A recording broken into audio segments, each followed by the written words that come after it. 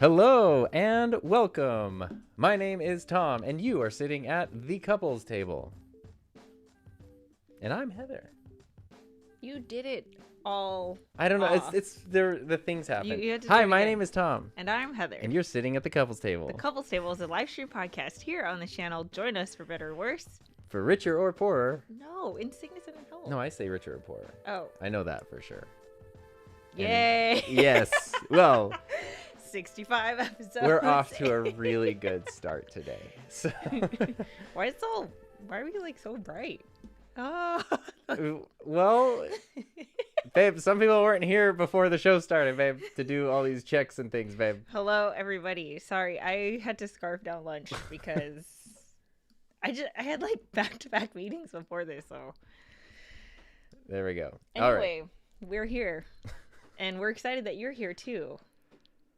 Yay. Sure, yeah. Yep, there we go. Okay. Happy 6-month anniversary to Tom. Boop, Yeah. boop, boop, boop, boop. Yay. Technically, we're a little bit past it. We're a little bit past it, technically. Yeah, which is awesome. So yes, it was just over 6 months ago that I quit my job. Ooh, it'd be Put all my 6 month belongings in a bindle and left out the door for the old dusty trail. I like that. I had a That's whole exactly visual. what happened, yeah. I definitely didn't get in my Toyota RAV4 and just drive home. Okay, so I have questions for You've you. got questions. Okay, there's a few things happening here. We're all over the place. We're getting there. Great to see all the regulars here. I see Doc is here. It's really nice to have you here, and you're the moderator for this session. Wonderful, wonderful.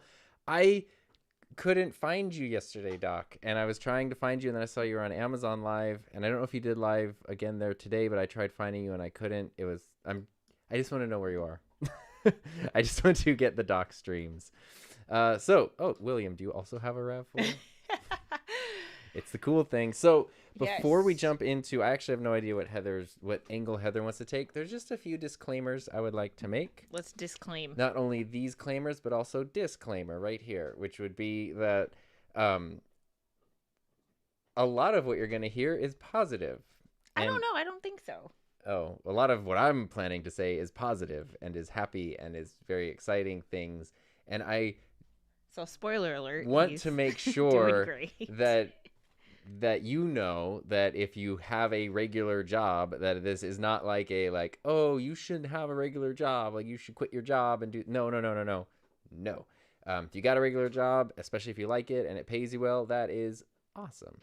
And I'm super grateful for like the traditional career experience I had. So I just don't want anybody to feel as though I just don't want anyone to feel a way about that. What I'm more interested in personally is being at the tail end of 35 right now. Literally, I didn't even think of self-employment as on the horizon in the universe of possibility until I was like 31 or 32. And at that point, it was just like as something that people do. It wasn't like something a freelancer. It wasn't something I thought I could do. I couldn't wrap my head around it, and I didn't know where to begin. And it was never, ever, ever, ever something I thought I would do. I always thought it was really around the time we met because then I saw somebody doing it. But I always thought that was for other people. Other people have a better idea. Other people have more skill sets. Other people are better prepared, have more means, whatever it might be. It's just not for me. It's for other people. And so it's wild. I'm the last person I would have thought to do it. So that's kind of what I want to share, because I think there are other people out there maybe who kind of have possibly that itch in the back of your head, and it's not lice, it's an idea. And you're going to go but I don't even know where to begin with that. And so maybe I can just say turns out for those of us who think it's for other people, it could also be for us too. And that was kind of like my main Disclaimer. Yeah, my main disclaimer. Yeah. Yep. Great. Cool. Well, before we jump into your stuff, let's see where everyone's at. I appreciate all the happy anniversaries. Hey, That's Debbie. super awesome.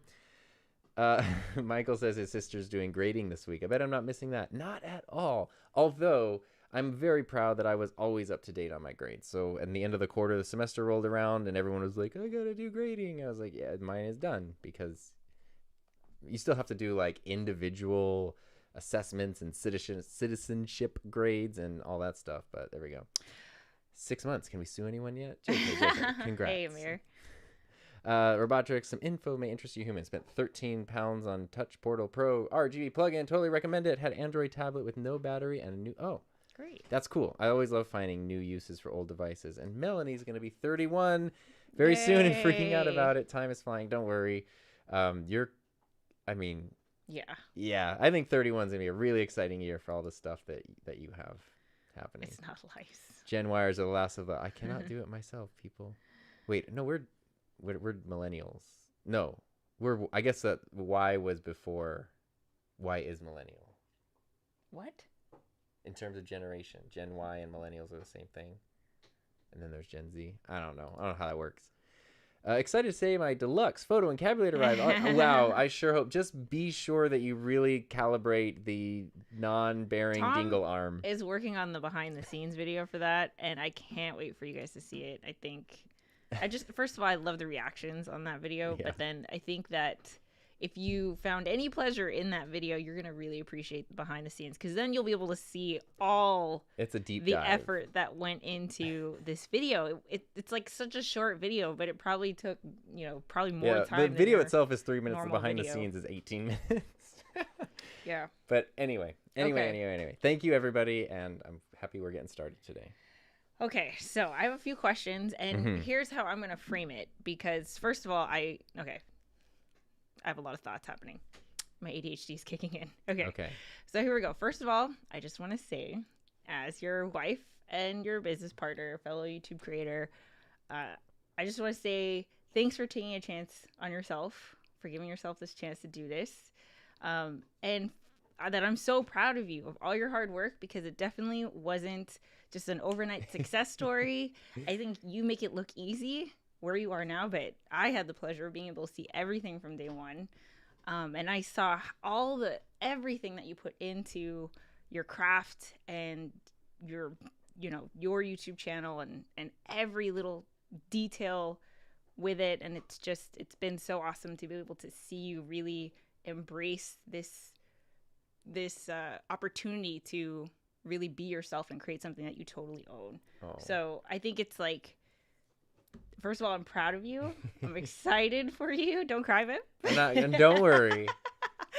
You're only going to cry for my stuff, not your stuff.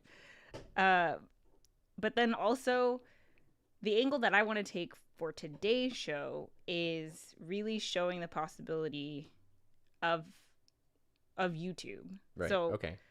You can do this full time. You can be someone who never thought they would be doing their own thing, never thought they would be self-employed, didn't think that they were capable or whatever it was. And you did it. You left one of the most, right now, I was going to say the safest.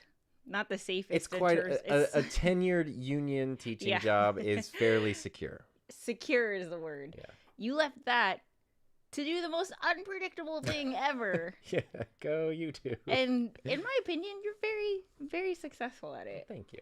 So the angle that I want to take for today's show is just kind of, if you've ever thought about it, or you have that not lice itch, what is it really like 6 months in? Sure. Yeah. And I do want to say thank you for being supportive, because I don't know what I would have done without a supportive partner to just be there with me through every step of the way, the goods and the bads and the everything. So thank you for being very supportive, because it could have been easy to be like, no, just go get that public education bag and bring that home. Hell no, dude. That's what we would fight about, is quit your job already and do this. Anyway. And of course, you're welcome. But I didn't see it as it's just fun. It's fun, Anyway. Okay, so here's the question I'll start with, Tom. Yes. Are you ready for this? Do you have any regrets? Oh, that's a good question. Do you regret it? Oh, no. I mean, there we go. No.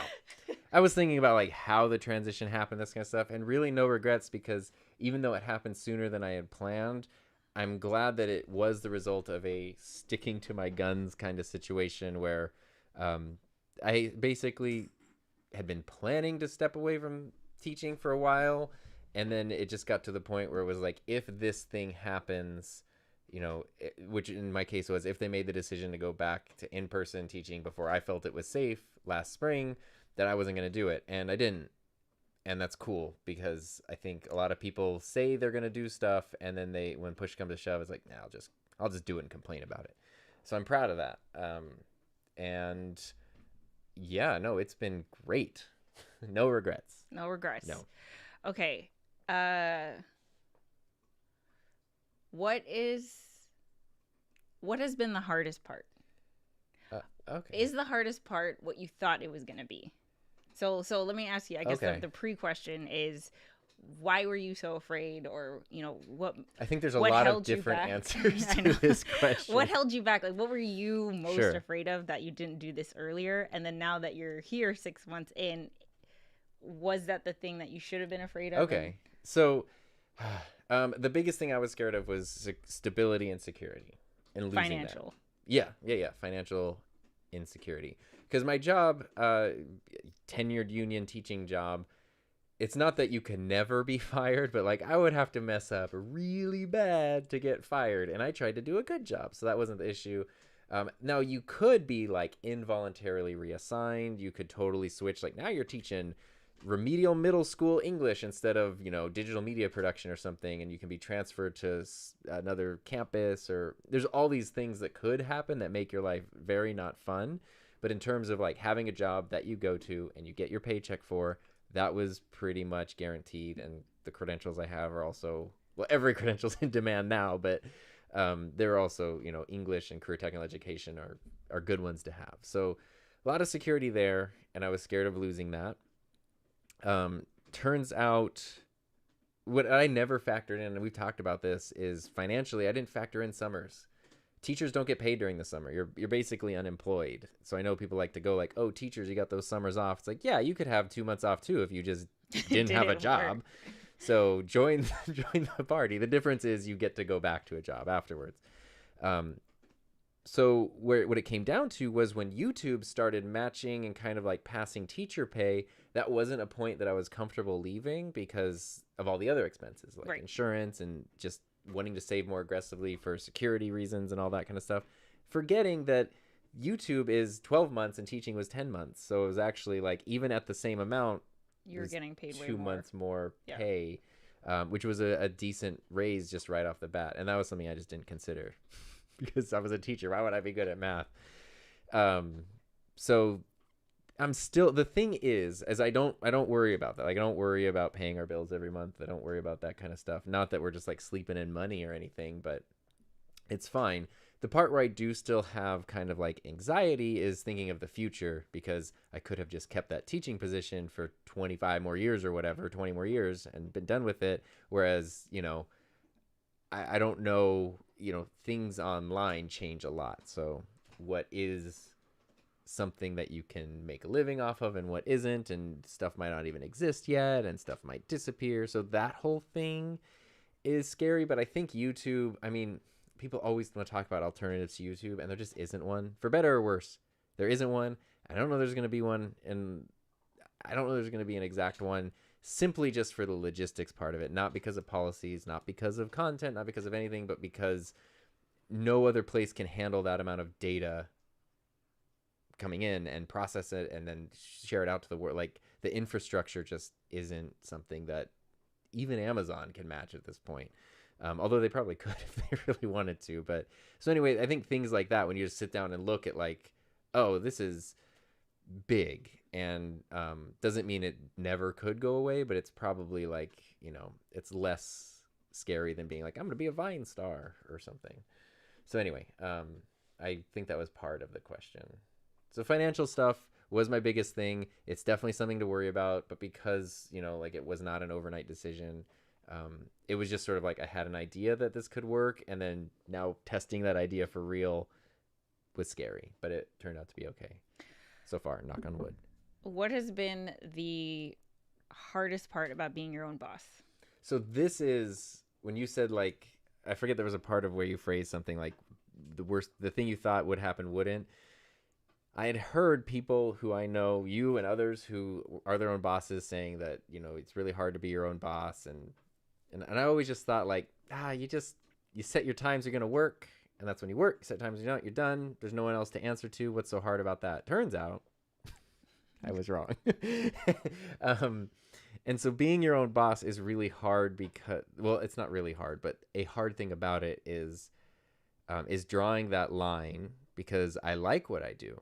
So spending extra time on it, putting in a long day, working on weekends, not taking days off, is actually like, I kind of want to like come in and work on stuff. But at the same time, you need to step away from it. And also, especially like when things were going down and down for a while, which we've talked about, my solution is like, well, I'll just do more. I'll just work harder, because in my brain that was put more in, get more out, which is not at all how this actually even works. And so figuring that out, where it's like the times where you feel like, I guess I could just relax for right now, or should I be working? And there's no one there to tell you the right answer. That's hard. That's really hard. What would you tell yourself 4 years ago? 4 years ago. So pre-me. Like, oh my God. Because I oh boy. My point that I'm trying to get at is like, I think my presence in your life helped you see that this was not completely like not possible for you. So before me then, right, where you thought, I can never do that, what would you tell that Tom? I would tell that Tom, which I'm proud that he was already on his way to doing this, but I would confirm that the thing to do is to actually focus less on your job and more on your own stuff, which at the time was purely hobby, but the joy of doing that, of having your own thing, and whether it was making YouTube stuff or like playing music or whatever, like focusing on your own stuff, because even the best job is still a job for somebody else. And all it takes is one shift in leadership, one change in something, and everything just disappears. It doesn't really matter how much you've put in or what a current supervisor might say, because a new person comes in and they make a change and it's gone. You're investing a lot in somebody else's thing. So treat your job as your job. Do the best you can, but as soon as you're not getting paid, get out of there and put it out of your mind and focus all your extra energy on your own thing. And I still believe that, like, if you have a job, like, they ain't paying you, it's not worth it. Do you want to check in with comments? Sure. Because I see them flying. Yeah. Everyone's I gotta check my list. Your questions. Okay. So here we go. Let's jump into... I saw this earlier, but sorry, I just wanted to bring up. Doc said he was 31 15 years ago. And James and Mark said we're geriatric millennials. Yes. Yeah, we're on the old end of the millennial situation here. And Doc and I, speaking of Doc, we left work at the same time and became friends about them, so it made me feel like I'm not going it alone. Yeah. That's really, really cool, and it's been great to see. It's just great to see other people succeed at doing things on their terms, their own way, and that's awesome. Let's see here. Peter TC says, Tom, if this would ever help, never regret. I need your content. Never look back. Just create your things for me. You got it, Peter. You're the boss. See, now you can be my boss. That's funny. Paul says they want to fire me, but they can't. It's a lot harder than firing a teacher. I'm a school tech. Yeah. Ooh, yeah. They can't live. You're like the foundation of the building. Like, what can they do? Aron says, are you investing? So, speaking of teachers and stuff, my senior year civics and economics teacher, Mr. Siva, he was like, if you guys opened up an IRA account right now and started investing regularly, like, you would be set by retirement. And so for my 18th birthday, I asked my parents, like, can I have an IRA account? Which they helped me set up, and been paying into ever since. So that's cool. I just have that. This is my Tom. I just have that set to like auto deposit every so often. And then I've like pushed, that's largely like it does its own thing. But then there's a few stocks. Like I bought Apple stock ages ago, and, I like it. It does well. Let's see here. And Doc Rock says, good news is once a content creator, you can easily move to the next platform if need be. Yeah, I mean, you're building skills that are useful in a lot of ways. Mac is here and says, if the online world changes that much, you can make a living, and you can't make a living anymore. Schools would be killing to hire. Yeah, I mean, I still have credentials, you know, I still have all that. So that makes me feel good to know that there's there. And there's also, because public education is a mess, there's also a teacher shortage. And so if you want to get hired, it's possible. Aaron Precky, hello, sir. Just make sure you have enough ways to connect with your audience outside of YouTube so you can bring them along with you to the next place. Yeah, I mean, that's good advice. That's good foundational advice. I didn't learn about like the importance of an email list and stuff, which the people who are gonna connect with you on that stuff, like if you have an email list, those are the people who are really on board because they're going the extra step, and so it's a cool way to like. They're not gonna let you fail. Yeah, and to just foster a sense of, I don't know, an audience, community, that kind of thing. And it's just a lot of times easier to communicate in those places, or like a Discord, or I think Aaron, I saw you had set up like old school message boards, which is cool.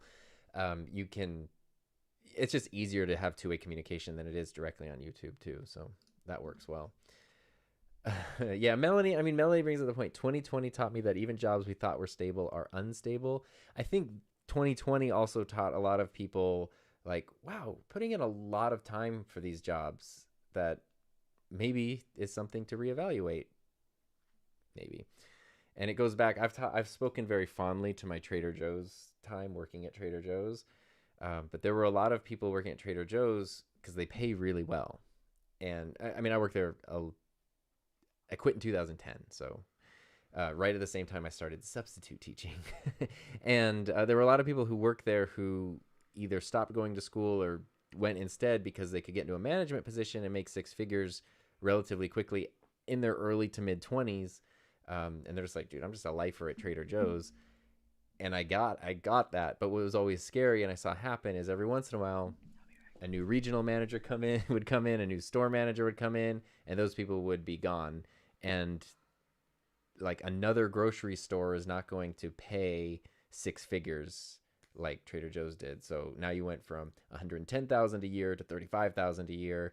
And it showed me the difference between investing in somebody else's company versus investing in yourself, which at the time I was like going to school and that kind of stuff. And I viewed that as an investment to myself because no one can take away your education. No one can take away the stuff that you're building for yourself. So sorry, it got so hot. I had to turn on the AC. See, that's why I always turn it on. You're always like, no, babe, why is it so cold? Ate. No, I'm sweating. Well, it's at 78. I bumped it to 76. Sweating. So hot. Doc also says, I'm going to go ahead and say this. YouTube is going nowhere for the next 15 to 20 years. It's bigger than network TV. Yeah. So I'm not... Now, your individual channel on YouTube, very different story. Because even just an accident in the system can make that disappear real quick. Chocolate Twist Yoga, what's up? Hi. Your set, by the way, is looking really, really good. The lighting and the design. We're going grocery shopping with her. That's awesome. Oh, I like that. Maybe we're in a Trader Joe's. I know. Michael said, some of my friends think me being my own boss is luxurious. I'm like, no, if I don't work, I don't get paid, so I'm working more hours. The difference for me came in happiness. Yeah. A thing that people have been asking is, how many hours do you work a week? And I'm bad. I'm like, I don't actually really know. I probably could or should track that, but like... the quality of those hours is very different. So that was going to be one of my questions, because I can tell you for sure you're working a lot less, because I know how much, you'd leave at like 6 a.m. and then you'd basically get back home at like 4. 4 normally, sometimes even later. So 10-hour day is kind of the bare typical. Minimum. Yeah. And then doing everything else. Yeah, it was crazy. And the thing with working at an organization is that there's just so much inefficiency. It's insane. It's so, like, I think that's the main reason why I wouldn't go back to working for somebody, because it takes so long to get stuff done. You have to have meetings about meetings, and it takes so long. So even though, man, like I remember when I had a boss, I remember thinking, like, if I could just do this entire company's job, I feel like I would do it in half the time. And I wasn't like bragging, but it's just so we have to like this paper needs to get to that person all the way on the other side of campus. It's going to take 20 minutes just to walk there. It's just like so. But before that, you have to have a meeting where you can schedule a meeting so you have time to meet, to talk about the form, and then you got to get the form filled out. So if I talked a lot about like ordering equipment for my program because it was so cool, we would get all this amazing gear and stuff, but it's like, okay, I want to order a microphone. A year. It would literally have to order a year in advance. The stuff to come in, which is insane. Like, and there was this one time where Tom ordered, I think it was a whole Mac lab. Okay, whatever it was, thousands of dollars of equipment for his media program, and for whatever logistical nightmare reason, it just sat in a closet for months because whoever's job it was to check the stuff in. Didn't do it. So it was just unused equipment, perfectly like amazing equipment that all of us here would love to have was just sitting in a closet and not being used because of literally admin. At that point I had ordered it before school started, maybe the second day of school, and it finally showed up in my classroom on the last week of May. School ends the first week of June. So I missed the whole school year. I counted it up at one point, and there were 13 levels of approval I had to go through to order something. So it sounded really cool to go like, I'm going to go to B&H and order this. So we're going to get all these things, and it's tens of thousands of dollars, and that's great. But maybe I'll see it in a year. And then the logistical thing. So as I was leaving, one of the things I've been trying to set up is getting a new Mac lab because the computers in my program were from 2016.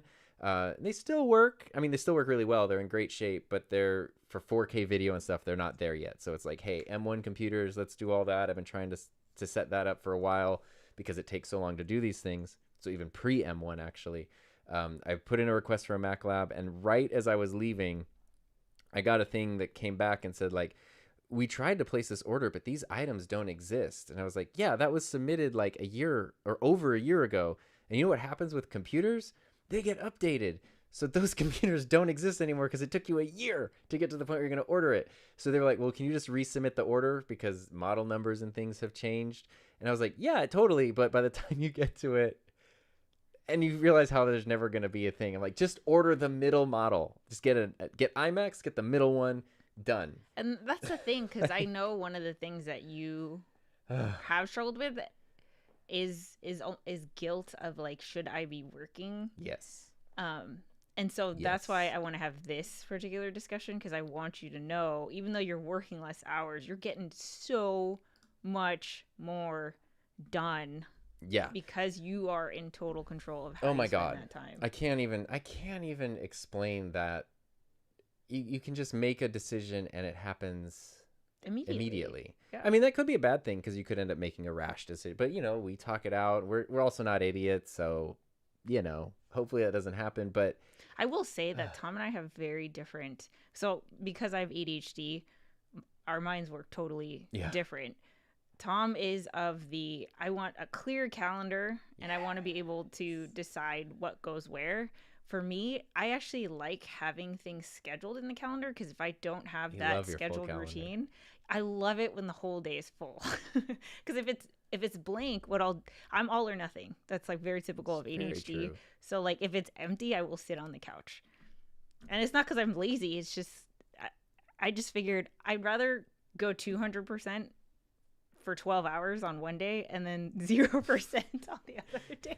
I would rather go 6 hours every day. I can't do that. Which is really funny because I've been reading a book, which I've talked about before. It's called Laziness Does Not Exist. And the part I read 2 days ago talked about actual research studies, so not just like somebody saying something, but where they were talking about how long people can focus and the 8-hour workday and all that kind of stuff. And it was really like a typical adult, I guess you could call it a neurotypical adult, can focus for 3 to 4 hours, and that's really about it. So that 8-hour workday is not 8 hours of work, I mean, unless you're the person who's like, you're loading boxes on a truck and you just have the manager sitting there staring at you and you just never stop loading boxes on the truck. But in general, like, those kinds of positions, even if you're working the 8 hours, you're not actually working the 8 hours. And so that's what's been tough for me, is like, I can come in here in this room at like 6:30 in the morning and work my butt off, and it's 11:30 or 12, which feels like the middle of the day, but I'm like, actually already like cranked out 6 hours of virtually uninterrupted work, and I can have a lunch break and come back and do more. Or if I kind of want to say like that's it for the day because my brain's fried, that's okay too. Yeah, and it's also weird because I know one of the things that you've been struggling with is doing work or doing something that doesn't actually create something. So like, I think Tom has mentioned this a couple times now, but he's working on Blender, which is a 3D modeling Let me program. show you all my donut. I finished my donut. So this is my 3D rendered donut. Doesn't it look like a real donut? I'm gonna be working on a that's a 3D rendered donut. Yeah, well, yeah, I'm very proud of it. It took like 2 weeks. But it's like it has nothing to do with YouTube. It has nothing to do with video. It's totally I mean, you can easily argue that like knowing how to use Blender will definitely carry over into video production at some point. You're probably right. But honestly, it's just like it's something I want to do.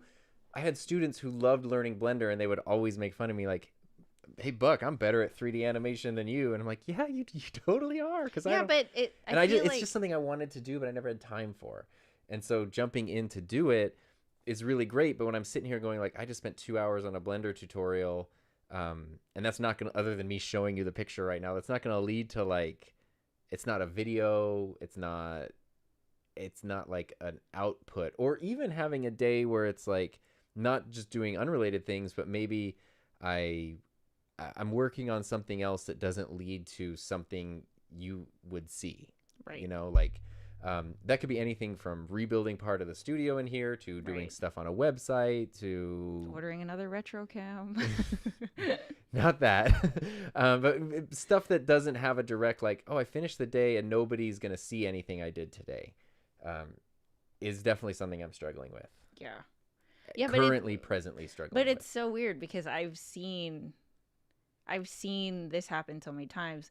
We'll be watching an anime, which is purely a pleasure. Fun. Yeah, that's not work, clearly. But Tom will be inspired by something he saw in an anime that you end up seeing in a video, or will change the style, or becomes a technique that he uses from here on out. Definitely. So it's like I know that it's translating over, and if you got here because you were scratching the itch this whole time, then I think scratching the itch is important. Yeah, no, it's really, really, I don't know, it just feels good, and I don't know, it's just, well, you catch up with comments. It's just me trying not to feel guilty about everything. So I got some comments here. Rahul said lost 70% of my income in 2020 because the trade show industry crashed. Luckily, being in marketing allows me the flexibility to move into new opportunities faster. Mm-hmm. And you have a million. Talk about plates a spinning. Yeah. Leo, what's the one thing in your YouTube video creation workflow that you would regret not having implemented? Oh, that's a really good question. Let's see. Implemented earlier. I've had like such a consistent workflow for a while. For years. I honestly do think it's sort of like the way I've been reevaluating thumbnails lately. That's been a new one, yeah. Yeah, because it's still like my thumbnails, but it's slightly different. If you saw the live stream I did last week, I talked about this, but it's just looking at what I'm doing a little bit differently, and I think, at least based on like preliminary efforts, I think it's making a huge difference, because it's like the most basic YouTube thing in the world, but like the title and the thumbnail, almost nothing else matters if those things aren't performing or aren't like at their peak. And I kind of, because you can always go back and change them, but it's like, gosh, if I had just, I kind of like had these thoughts in the back of my brain, but thought like, no, I'll do it my way, it's fine, it's working, if it's not broke, don't fix it. And I'm like, I kind of wait, can I show something really quick? Yeah. Look at, this is what the donut was. In case you don't believe that it's like not a real donut, so that's like what it started. Yeah, those were the raw materials. And you're at this one now? We'll do this one first, and then I got it to like the basic. You have to model the frosting, add the texture. It's all Blender Guru on YouTube tutorials, and then you like add in the texture, and of course you're doing the lighting. It's so cool because like with the icing, for example, you create the icing into a material like real icing, where light doesn't just hit it, but light kind of goes in it and like expands and bounces around inside of it, because icing is kind of like clear and translucent. And you like learn how to do all, and the sprinkles, because you're not just placing all these sprinkles, but you're learning how to like randomly. It just makes me so happy when you're excited about a new hobby that's like good for the soul. Yes, it is, and that's been a goal. Is like I just want to do an hour of Blender almost every day if I can. I got a new video game, so I've been doing a different kind of hobby. That's a good one though too, and I'm sure people are gonna ask what game. Probably not. There's not a lot of gamers here. Peter says, it is always perfectly cool as it looks now to work together. Is it always as perfectly cool as it looks now to work It's great. together? It has been, I mean, the weird thing, which has been the case kind of, we've always had growing pains even from the time we met and getting to know each other. And then now I think in the past 6 months, we've had to learn the way that we work differently, which we've talked about on here before. You know, I can go to Heather's office and see how she's doing something and feel kind of like, oh, maybe I'm doing my thing wrong because I'm not doing it that way. And she can come in here and have the same thought. Turns out we're both doing things just fine. It's just different for the way we do things, which is also like comes down, like we will always ask you like, what are you doing today? What are you doing that? So it's like, if I have a day where I know I need to be in here for a long time working, it makes me feel better if she's working, not because she's working, but because I'm not missing out on like, right. Yeah. time. It's hard when like if I know that Tom is going to be working, then I also shift my schedule so that we're working at the same time, and then we can take time off at the same time. Yeah, and sometimes it doesn't happen, and so it's like, you know, trying to not feel guilty if like one of us is working and the other's not. It doesn't mean that person's just being like a lazy bum out there. Yeah, we don't think that. I know, but you know, like I feel guilty for being alive, so it's all about just getting back to zero after that. Stop. Paul says, plus when you're trying to be creative into YouTube while working another 9 to 5, your creativeness is burned out. Yes. So speaking of the book I mentioned, Laziness Does Not Exist, they actually talked about research studies, which were when you're at that level of exhaustion, even if you were to come home and have time or have a weekend or whatever to work on something, your brain, it's just, like your brain cannot function in an innovative, novel, creative way. Because you've spent that energy on... It's a real thing. You've already spent the energy. Exactly. It's a real thing. And Doc is saying, I can't speak for Tom, but I don't get burnout doing what I love. What did happen was I couldn't focus on my business because I just wanted to create. I was already see, I don't think it's burnout because I don't that's why I like it. I don't take full days off like ever. I think last Saturday I consciously was like, I'm not doing work today. Yeah, but even then, literally, I swear to God, Tom will never stop.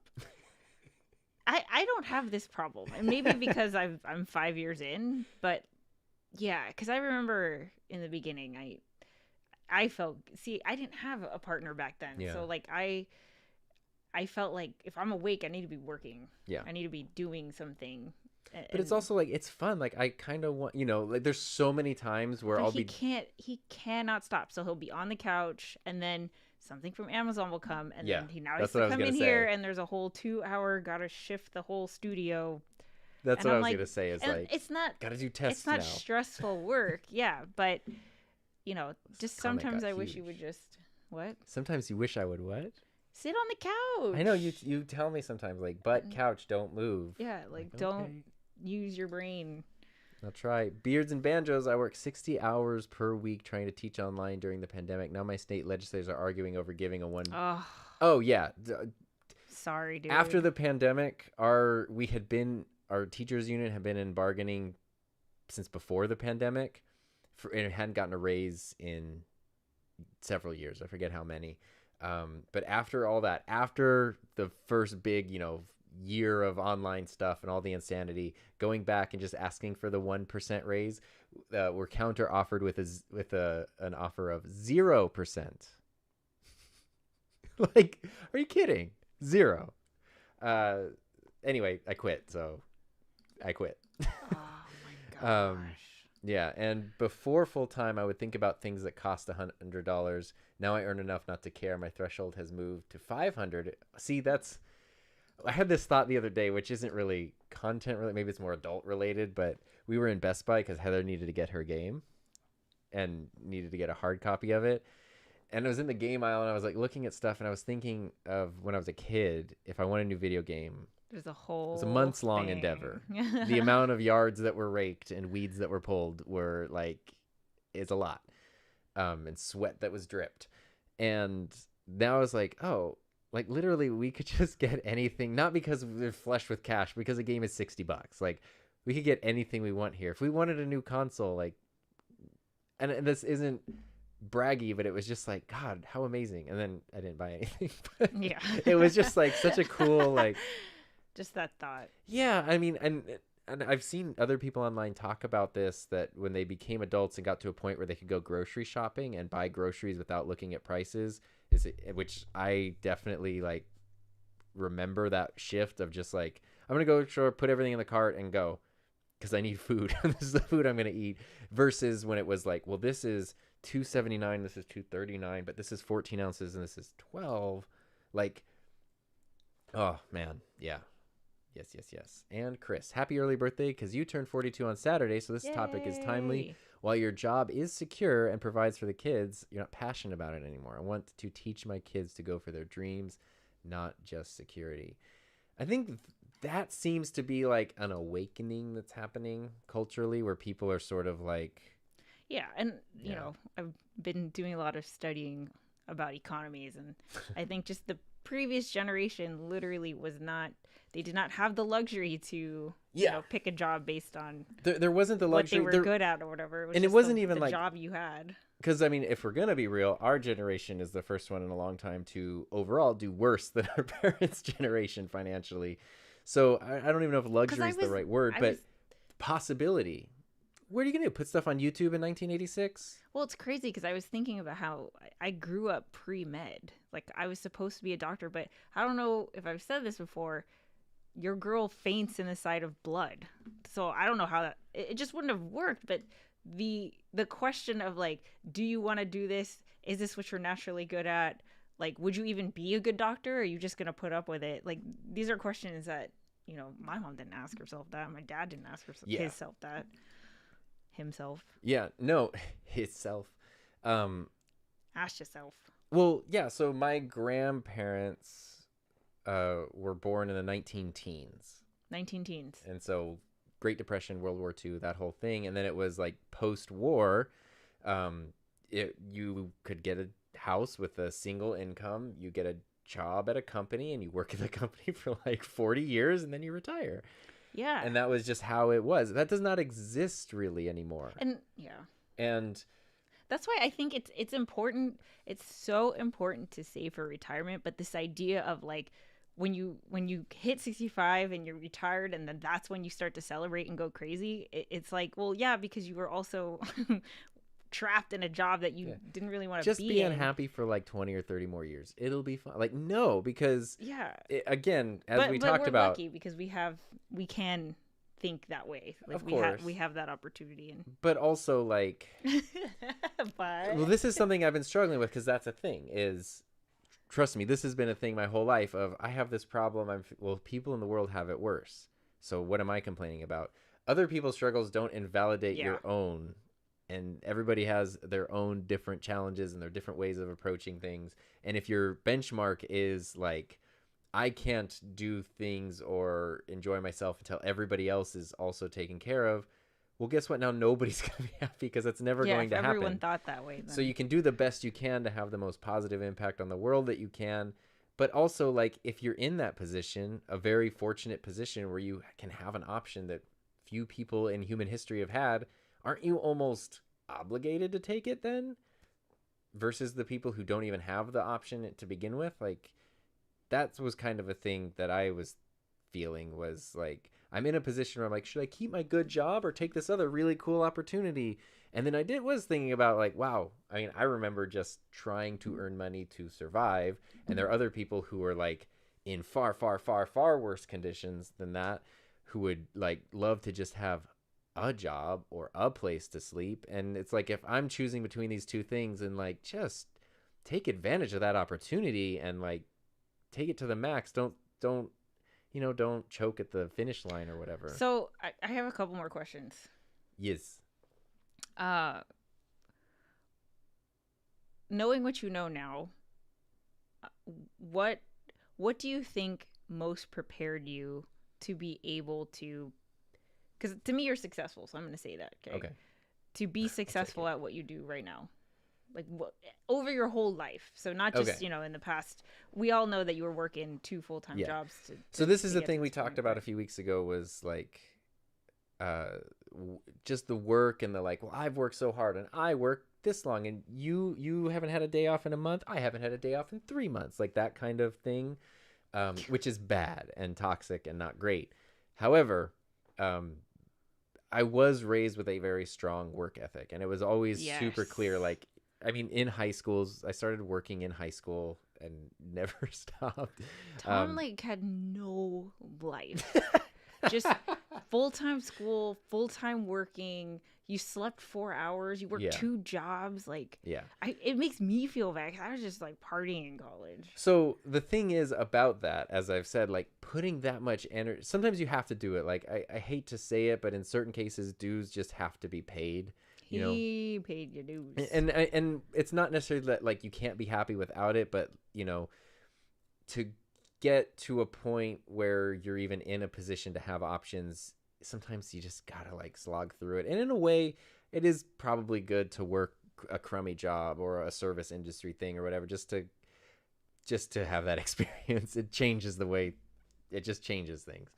But what I learned was putting that energy, like I said, towards somebody else's thing versus your own thing. That's what I don't like. I don't mind working really hard on my own thing, but I really mind like putting in unpaid hours towards somebody else's thing, because nobody's going to care about your time, your energy as much as you do. And your time's not going to have any value. That I've heard you say a couple times. What is it? In the past few weeks, which is something that I don't think you've really thought about before. Well, so to finish this last thought, the thing that prepared me though was having, like, I've always been the person, for better or worse, who's like, you need to do this thing, I will do it. If that means I need to sit in line for 6 hours or something, I'll do that. If I need to go just be in a boring, uncomfortable situation, I'll do that. That can be a bad thing. But in this case, once that's transferred over to your own thing, I think that's really good, because I'm not the person who's not going to work if somebody's not telling me to work. Like, I'm not the person who... He's so freaking dedicated. It's insane. Like, I can internally push myself to do stuff just on my own. And that's a cool thing that just, I guess, was developed over time. Anyway, the word. What's the word? Bird? Legacy. Have I said legacy? Yeah. Wow. What? I think because we've been talking a lot about what people...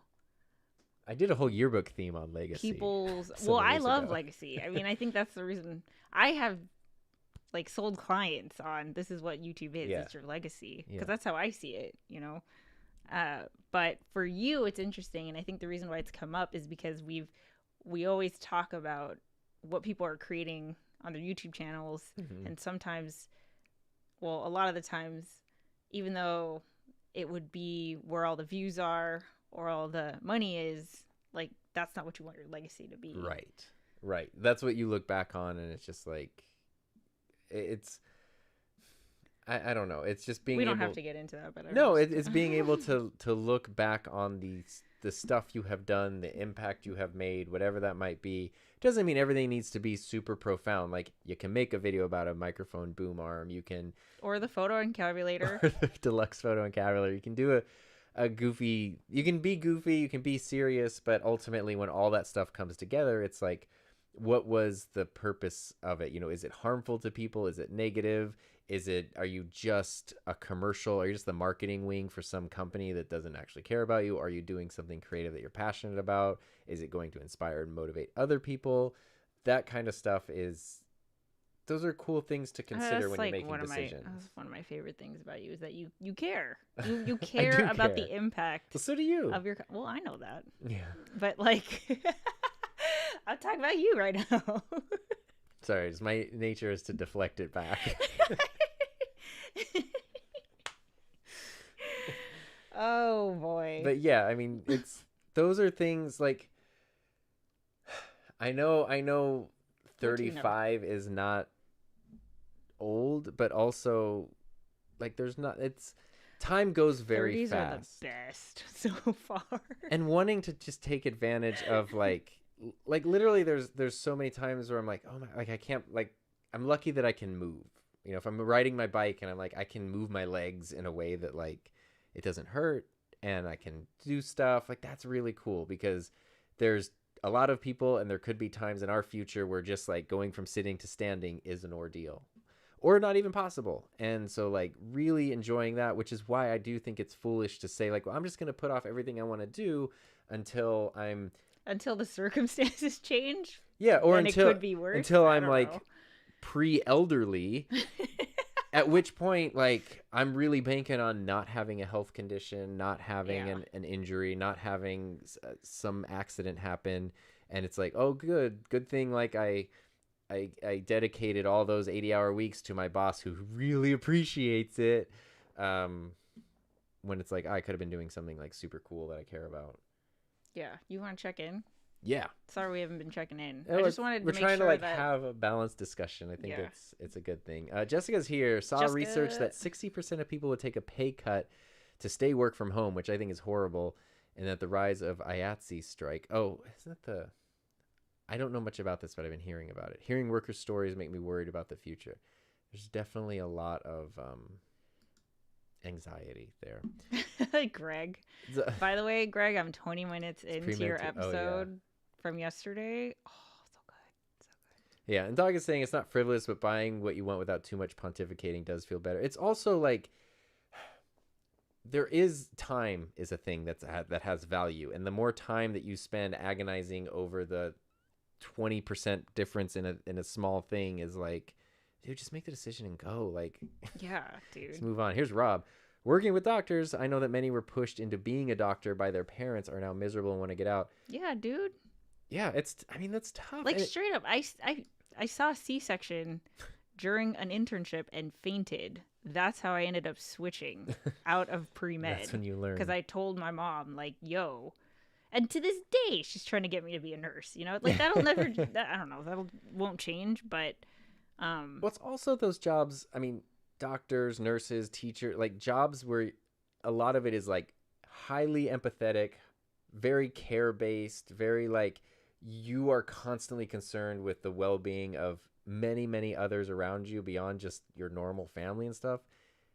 It's really exhausting versus not having to do that. It's not for me. I'm just gonna do it. But I'll coach people all day. Let's go, you know. Rock is saying no such thing as lucky. Luck is labor under contract, under correct knowledge. You made this happen, not some mysterious luck. Own that, sis. You deserve it. Dancy Bearded. Just research XLR shotgun boom mics for my new Rodecaster that came in today. Oh my god. May have Tom videos. Yes. XLR mic's good. Just be aware, and maybe Doc will back me up on this. Shotgun mics not always the best choice. Yeah. So be aware. Hey, Todd, Christmas Clatter. Signed my first deal to produce YouTube videos for a local business. Would love for the side gig to become my only gig. Yeah, that's a thing which is sometimes looked down on, is like, you have to monetize everything. Everyone needs a side hustle. And I agree, like, it is annoying when it's like, look, I painted a painting. Well, you could have a gallery show where you could sell. It's like, no. I just wanted to paint a painting, not changing careers. But at the same time, being able to do something you like and then having it grow to the point where it could be your main thing, like, is really cool. Yeah. And if that's something you want, I will tell you right now, the skill set that we all have here making YouTube videos is a highly, highly, highly marketable skill. Like, legit, I just signed a very huge client. Oh, yeah. Which I'm very excited to talk about, but I'll wait until the video comes out. That's tomorrow. It's mighty cool. Greg says, thanks, Heather, and you get to see Zealous doing his thing finally. Roger says, hit him, Heather. Is they're also the same saying, the much you hit me, the more I like you. Do you like espresso? Do you curse a lot? Are you left or right-handed? I'm left-handed. She's right-handed. She drinks coffee. I don't drink coffee. And we don't really curse that much. Yeah. It's either like for real emotional emphasis, not at each other, but like at something, or for comedic sake. Yeah. Because our cursing is words that we just make up, like, I jibba ba jibba. Oh, yeah, that's when the dogs are doing something. Which they must think is language. Because they don't speak English, our dogs. Raphael, congrats on 6 months. Thank you, Raphael, because I still always think back to January of this year when you, dude, Raphael, Mr. Camera Junkie, that conversation was we're all in a clubhouse room during the enlightening clubhouse for fab. Tom. That was a big like. That was a big push. Lots of people I respect and admire telling me that it wasn't a crazy thing to be considering. It was big, so thank you. Because I had done all I could. I wasn't gonna. I had already done all I could, and he needed to hear it from somebody else. So you guys really helped. And that's just the thing. Oh, speaking of, when you bang your head against the light during the live stream. Oh yeah. Okay, hold on. I had a few more questions. All right, we are officially caught up with the comments. Did I already ask you? So what does a typical day look like? Oh, great. So today was kind of typical, but in a different way. Heather went to the gym yesterday and had a new workout routine with our trainer that we started working with. We have a personal trainer. Yeah, I work with her once a week. Heather works with her twice a week. Yes. And that's cool. It's great. But Heather was very sore today. So, what was it? 5:50, 6 a.m. this morning. We were watching the sunrise in our hot tub in our backyard and just sort of staring at each other like it's Thursday. This is life. I know. You know what my Thursdays were never like in the history of Earth? That. So I wouldn't say that's typical. That was kind of amazing, but well, usually what happens on a Thursday is Tom goes for a 20-mile bike ride, and then because usually we still wake up early, even though I haven't set my alarm in over 6 months. I've never set my alarm. My body is like, it's 4:30. It's time to get up. I remember times where it was like you wake up at 4:30 and you're like, yes, I could sleep for another hour. I wish my brain would just like, could you just go back to sleep? But it's like, no, we're ready to go. So I could definitely stand to sleep a little longer than that, but we still get up pretty early. So bike rides and stuff, especially during the summer months, living in the desert, if I want to go on a bike ride, I have to leave at like 5:30. Otherwise it's too hot. That's changing now. But anyway, so usually something like that in the morning, gym or bike ride. And then usually we're both working. Breakfast. I'm already knee deep in work by 7. Yeah, for sure. Yeah. Because I like to get a lot of the mornings admin are my done favorite before time to work. Meetings. Yeah, I love first meetings work. will probably be like 9 or 10ish, but and then it's usually a pretty straight push till like lunchtime. Yeah, like it's just sort of uninterrupted, like working till 12:30, 12, something like that. And then you have a lot of streams that are like after lunch ish, and then I'm usually putting in another couple hours after that, and then. Actually, sometimes it goes longer than that. And then I've been trying to do a lot more like house-related stuff. So house projects, yard work things, fun stuff like that. Working on Blender, watching live streams with people, and trying to just enjoy ourselves. Yeah. So Tom doesn't do this, but I think it factors in. Is that for me, I don't do a weekend. I do a Saturday off, and then I try to have Wednesday as kind of my Sunday, because I do client work on Sunday. Yeah, like I plan for client work on Sunday. Usually it's like a half day in the morning, and then the rest of it is Sunday. I've been trying lately to have Saturdays as a dedicated non-work day, even if my brain's thinking about stuff, even if whatever, but just where I'm just out doing other things, because sometimes it's just like, like if I don't know what to do, a lot of times I'll just go out into the yard and be like, this sprinkler is broken, I should fix that, and just get my hands muddy for a minute, and that it feels good. So what does straight work look like? Like, what do you do? What does your job entail? Content creation, so it's a lot of either filming videos. If I need to film something, I always get anxiety before I film a video because I just want to make sure it's going to come out good. So I try to do that early if I'm filming something. Yeah, you do it first thing. Yeah, and then it's editing. Then it's a lot of like that kind of stuff is the fun, like the video production part, which I'm sure everyone here is familiar with. Then there's the other stuff, which is more like so many emails and messages to go through, keeping track of the YouTube comments, checking in, working on our community stuff.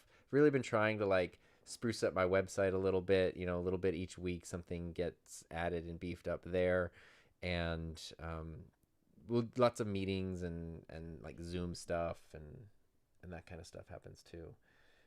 So it's kind of it's a lot of like stuff at the computer. I think I asked you this already, but Here's how we can start to wrap it up. What is something that you didn't expect, like at all? So, because I'm pretty sure you had a picture of what self-employment would look like. Yeah. What's something that you didn't? I did not. Okay, two things. One of them, how hard it is to just tell people what you do. Really. So what do you do? I know. I still hesitate to. Like literally, my esthetician, I had gotten a facial like 2 weeks ago. She was like, "What do you do?" And I'm like, so I'm like a YouTube coach, and I hate saying that because then immediately the next question is, do you work for YouTube? No, I don't work for you. So this is your own, and then it's a whole. Yeah, I thought about that. My niece has a YouTube. It's yeah. my son. It's always my son or my daughter. My son loves it. It's always play the kid. games. Yeah, and I wish it was like, well, what about you and your business? Like, you could totally have a YouTube channel, for you. Because I'm not going to work with a, 8-year-old Minecrafter. No offense, but I don't know how to help What if they're like the best Minecrafter, though? They craft all the mines. So that's one of them. Is just, it was so much easier. Being a teacher so that's okay. is very easy. But the other one, which I thought might be a thing, but I truly can't explain, is how good it feels to have the freedom of being in control of your time.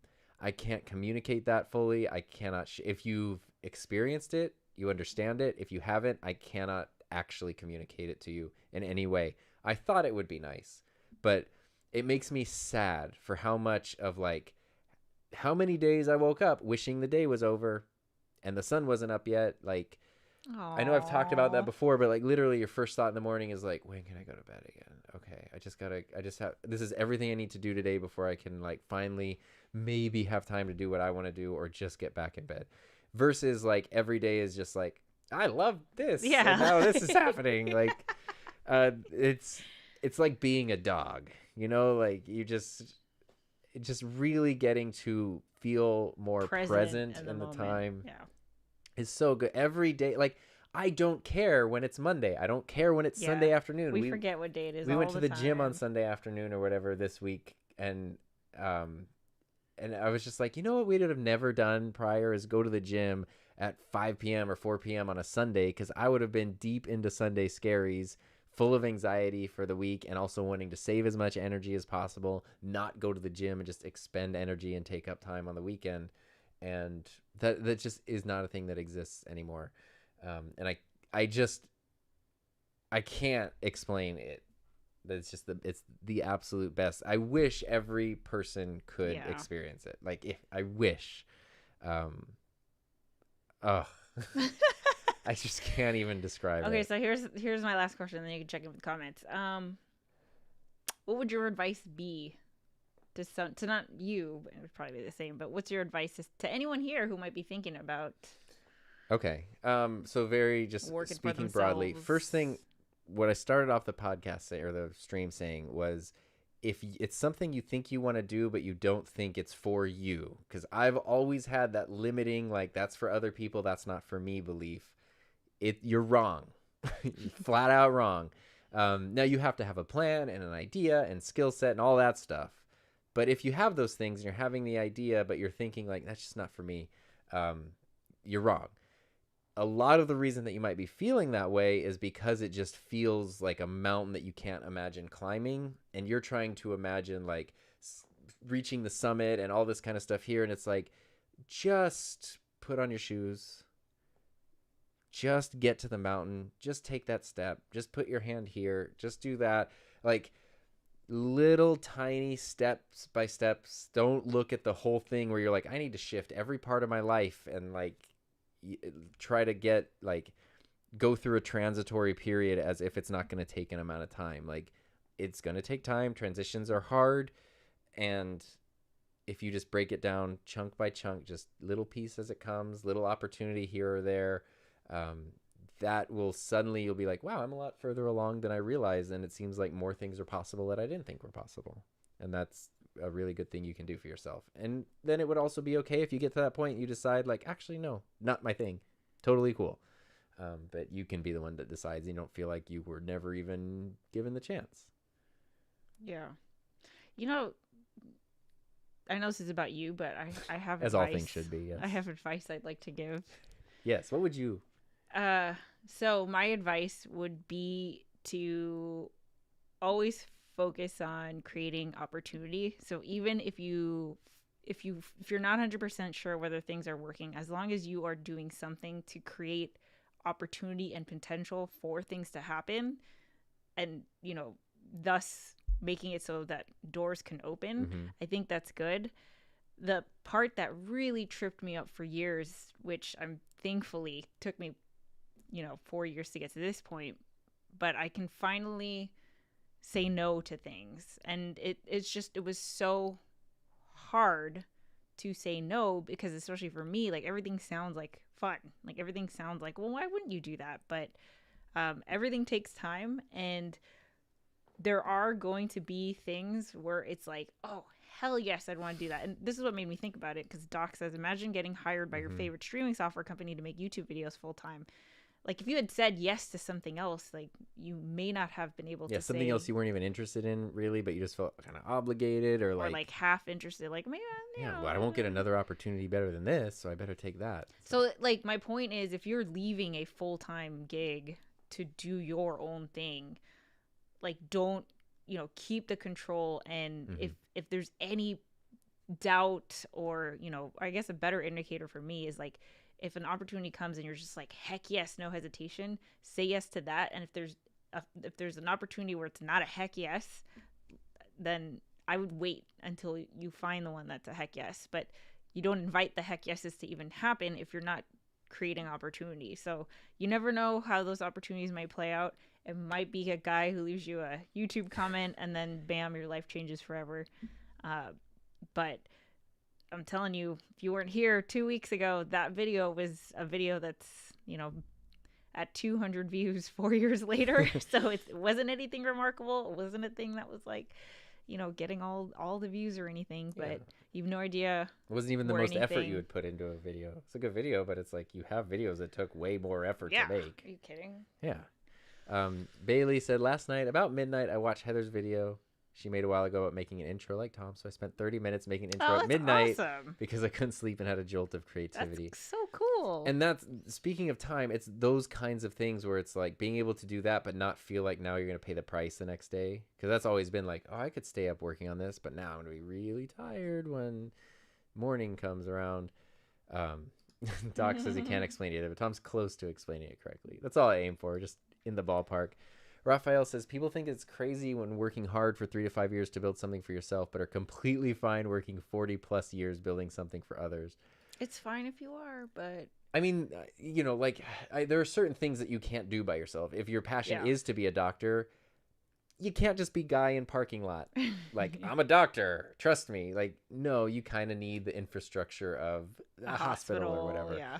So there are certain things, there are certain things, I'm just speaking very broadly, but just putting all your effort, like Heather was saying, into somebody else's thing, it's a risky thing versus like you have control and now you can dole that out. Like, well, now I will like take someone else on basically as a client and dish this out on my terms, but it's cool to be able to make money doing something that only you can do. That's like the biggest realization for me, because guess what? I thought I was irreplaceable because nobody's irreplaceable. My last boss described me as revolutionary. Like, they had a going away party for me, and I'm the one who left.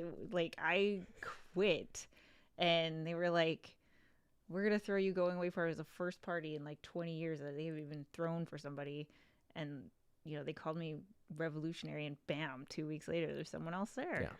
So, I mean, ultimately, like, and that's a big, I mean, it's not like I was but that's a big, I didn't expect the position to be filled or anything. Big thing though is a lot of people, especially when you work really hard or it's a specialized position or you've been there for a long time, no doubt if you leave there's probably going to be a decrease in efficiency of that position even if someone else gets hired. But make no mistake, if you get hit by a bus today, even if your boss or whoever is very like sad about it because they're a great boss, by Monday there's at least going to be a job posting. Like, if not another person in your spot. I mean, teaching, like, it would have been devastating. It is devastating. Teachers pass away. It's a thing that happens, but you better believe the very next day there's a sub in their classroom. And it's like, it just kind of puts things in perspective of, why am I giving away a lot of my very limited time on Earth to sit in a meeting about something that nobody here cares about? Like, all of us are only in the meeting because someone else told us we had to be in a meeting so that they could go to a meeting where they tell somebody else that they made us had a meeting. And now I have to sit here in this boring meeting? No. False. Your face. No. We did that months of meetings times. Oh, wait. I saw Bailey said he had a question about my video today. How did he make the thumb with the boom arm standing straight up? Oh, Photoshop.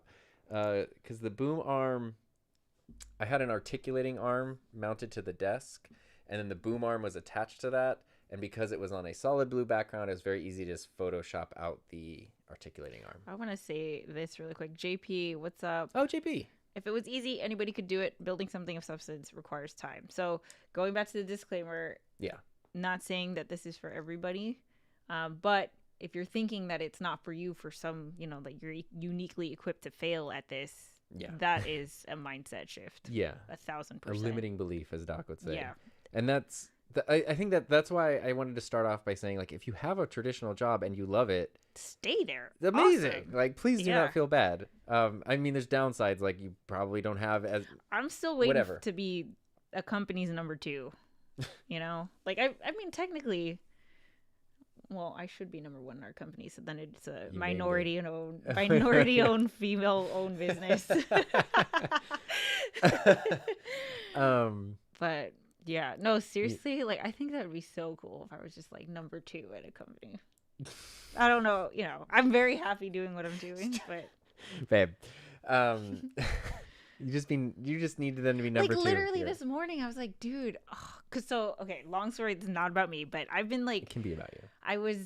I had this whole plan for the last 6 months of 2021, and now I'm like reconsidering whether that's the strategy, and now I feel like I'm operating with no business plan, and it's like, as happy as we are, it's definitely, to me, I find it a struggle to be the one that calls the shots. It's very, very, very hard for me. And even my podcast from 1 to 100, I'm like, do I keep this going? I don't know. And it's hard because I care about it so much, but I'm also thinking like long term, and I just get caught in my head. So like it's funny hearing you Aubrey's socks that say don't overthink. It's funny hearing you say all of these things, because I look over at Tom and he's just like playing with cameras and having a great time, and I'm over there like, I don't know what I'm doing. I feel so just like, I wish someone would just tell me what the answer is. And that's the tricky part about being self-employed, is that there isn't an answer. It's just about making the judgment call of what you want to do. That's hard. It's like hard for me to weigh things and make decisions. So it's interesting. So like, definitely we are not campaigning for everyone to be self-employed, be your own boss. Sometimes there are people who I think honestly are like me that would make awesome number 2s and not just number 1. Because right now I'm straight up like, I don't know. I just went to Tom and I was like, Tom, am I doing a good job? He's like, you're doing a great job, babe. I'm like, okay, bye. Yeah. But it's also like, you don't, it's the thing where you need an outside perspective, because you'll come to me and like, I'm thinking of this or this. And I'm like, oh, do this. And you're like, but I'm thinking of this or that. It literally, it just doesn't. It's just like, I'm like, all right. I don't know. Anyway, sorry. I want to provide my input, but it's already late. I also just want everybody to see Ben right now because he's sleeping and he's adorable. My baby. Also, getting to spend more time with those guys is the best. Yeah, let me tell you, amazing, absolutely amazing. My question is now diversity of content, several channels. If you haven't yet started, we're talking 1 channel. So if you're thinking of, I know this is not YouTube coaching time, but if you're thinking of getting started and you're like, do I do multiple channels, 1 channel? 1. Are you kidding me? 1 channel, 1 audience. 1. Figure it out later as time goes on, but 1. It's a lot there. 1. Stop saying it's not about you. Are core. Yeah, it's true. You're hardcore. I mean the episode. It's we could do next week like it's about Heather's midlife crisis or something, but I don't know. It's just Sylvia's here. Sylvia says we will never be settled as entrepreneurs. We are always on the path of growth. And that's true. A big thing too, where it's like, 'cause you talk about I'm operating without a business plan. You know who doesn't have a business plan? This guy. I know, but my business your brain plan is works differently than mine, right. yo. And that's an important thing. Yeah, to like I remember. feel like I'm more stressed in my head than you are overall. Probably. And I mean, like, a lot of it, I will say for me, a lot of it has come down to things we've talked about, how numbers are affecting you, how the comparison game affects you versus like, well, if I do come in here and I just do something goofy that I want to do, or go have an idea that I want to work on, or write a video while I'm on a bike ride, it's a totally valid way to spend my time. Yeah. And there are other people who are doing other things with their time, and maybe those other people are going to see more success, either analytically or financially, than I am. But it doesn't mean that like I'm doing it wrong. It doesn't mean that there's any, like, if I'm enjoying myself and everything is taken care of, it's the right thing to be doing. Like, it's not a contest, you know? And that's where I'm just happy to be doing that as much as possible. The end. Yeah. There we go. Just a few notes on a 3x5 as a business plan for us, but yeah, I mean, I have an idea. It's like when you go into teaching and you go to your teaching credential program, they make you do, I think it was like Madeline Hunter's 7-step lesson plan or whatever. And there's all these things you're supposed to do. And some school sites, luckily I never had this, but some school sites will make you submit lesson plans every day. And literally mine were just a note card that was just sort of like bullet points. Like it would say like attendance, so I don't forget attendance. And it would say like film riot. And I'd be like, oh yeah, there's a film riot video I want to show. Equipment checkout. That's right. I need to talk about the equipment checkout policy, keyframes, and we're gonna talk about what keyframes are today. Like, and that's it. And I know the stuff enough. I can do a presentation on keyframes without writing up a report about it, you know. And it's just that kind of, you know. So, are you happy? That's the most important question. Unbelievably happy. I've never been happier in my entire life, and I'm grateful for you and our dogs and our wonderful life and everybody who is here who we get to share it with, even though we're not in the same space. I love that. Yeah. So great. It's the best. Well, it's time to clear the table. All right. Where's that outro jam? Well, hopefully that was a helpful conversation because, you know, Tom didn't even want to talk about it because I think your fear was that... Well, I'm always scared of jinxing myself. Yeah. And also, like, the last thing I would want to do is be boastful or braggadocious or anything. Yeah. Or like... But I think it's important to recognize your progress. And I wanted to make this episode for the Tom 6 months ago that was so, you know, scared. Actually, wait, is today the 23rd? February, March, April, May, June, July, August, September. Oh, 7 months ago. It was 7 months ago tomorrow that I handed in my notice. There you go. Crazy.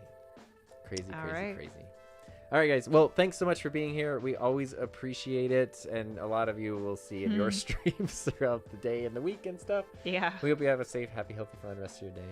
So. All right. Bye, everybody. Bye, everybody. See ya.